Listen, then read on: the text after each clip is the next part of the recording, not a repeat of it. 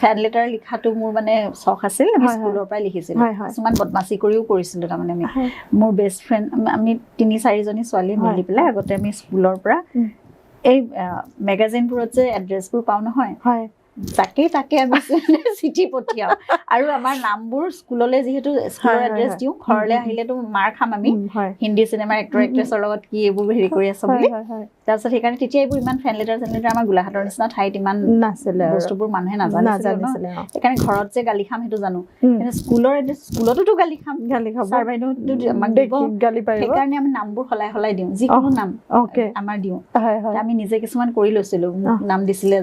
মোৰ মানে আমি নিজৰ নামবোৰ বনাই লৈছিলো মোৰ নাম আছিলে টুইংকল